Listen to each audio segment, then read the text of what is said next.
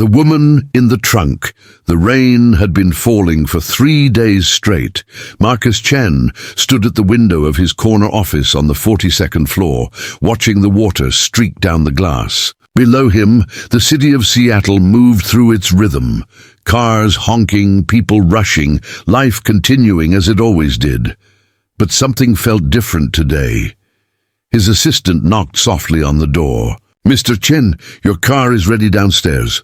Marcus nodded without turning around. He gathered his briefcase and coat, preparing for another evening alone in his penthouse apartment. It had been 6 months since the divorce. 6 months since his daughter Emma had chosen to live with her mother in Portland. 6 months of silence in rooms that once held laughter. The elevator descended smoothly, and Marcus stepped out into the underground parking garage. The fluorescent lights hummed overhead, casting harsh shadows across the concrete walls. His driver, Robert, stood waiting by the black sedan. "Evening, sir," Robert said, opening the rear door. Marcus slid into the back seat, already reaching for his phone to check emails. The car rolled forward, tires squeaking slightly on the damp pavement. They hadn't gone more than 20 feet when something darted in front of the car. Robert hit the brakes.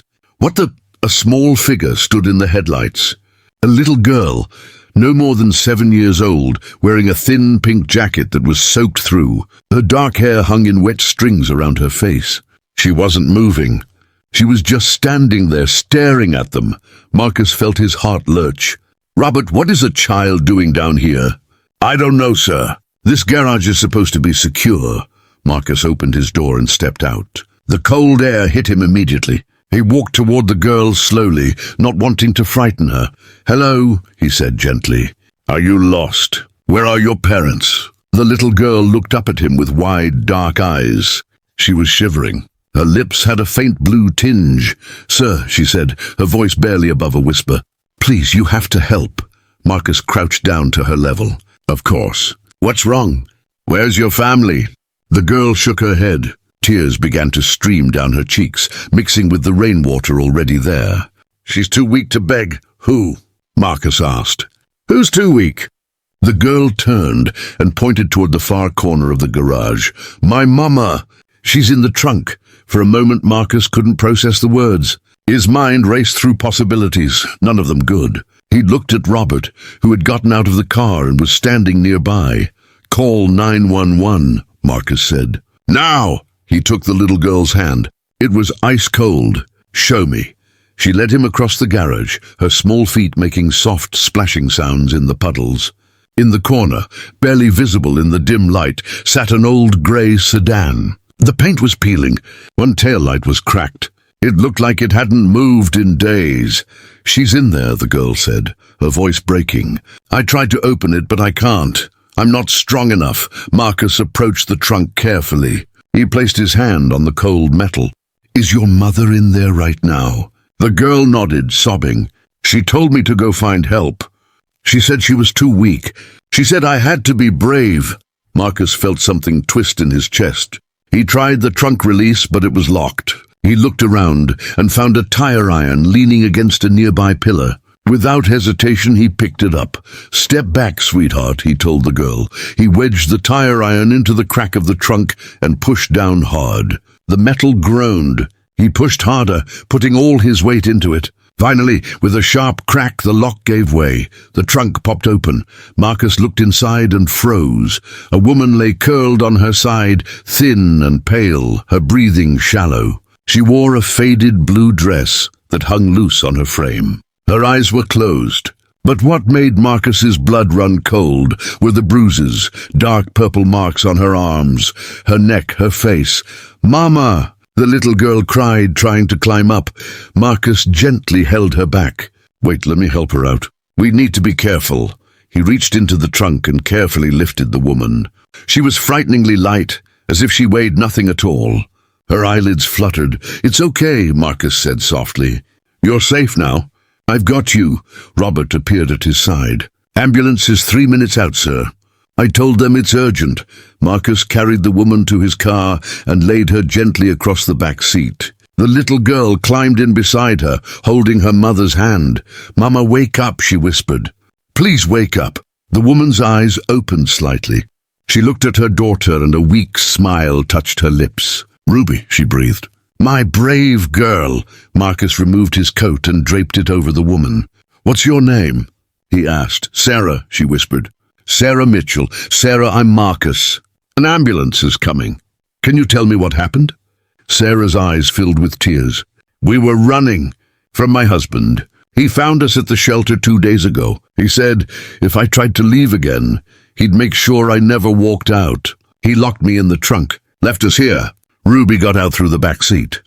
She's been trying to get help, but no one would stop. No one would listen to a little girl in a parking garage. Marcus felt rage building in his chest, but he kept his voice calm.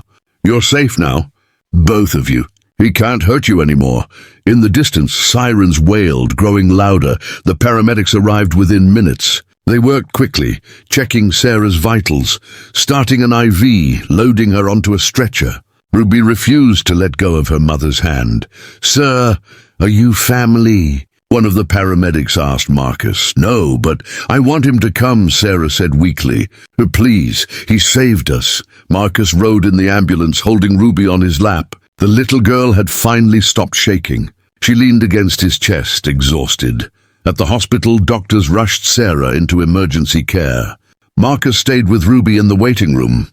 He bought her hot chocolate from the vending machine and a sandwich she picked at but didn't really eat. "Is your mama going to be okay?" Ruby asked, looking up at him with those wide, frightened eyes. Marcus thought about lying, about offering false comfort. But something in her gaze told him she deserved the truth. "I don't know," he said honestly. "But the doctors here are very good. They're going to do everything they can." Ruby nodded slowly. "You stopped," she said. "Everyone else just drove past me. But you stopped." Marcus felt something crack open inside his chest, something that had been locked away since Emma left. "I'm glad I did," he said quietly. 3 hours later, a doctor emerged. "She's going to be okay. Dehydrated, malnourished, hypothermic, but she's stable. She's asking for her daughter." Ruby jumped up and ran to the doors, then stopped and looked back at Marcus. "Will you come too?" Marcus followed her into the room. Sarah lay in the hospital bed, color already returning to her cheeks. She reached out her hand, and Ruby climbed carefully onto the bed beside her. "Thank you," Sarah said to Marcus, tears streaming down her face.